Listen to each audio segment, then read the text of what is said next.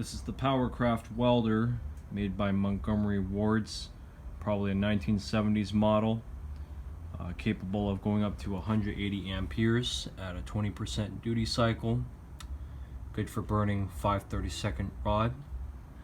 It's an AC only machine, meaning that it only burns certain types of rods. If you burn 7018, you have to be sure that it is an AC capable rod.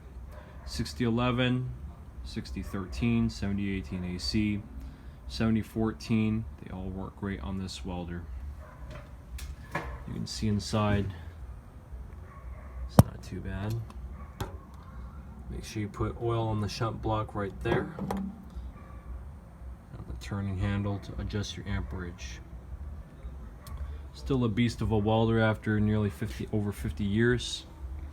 Has 6 gauge or an 8 gauge SOOW service cable, outdoor weather rated. Make sure you have a dual pole 50 amp breaker for it. We're going to burn some rod later.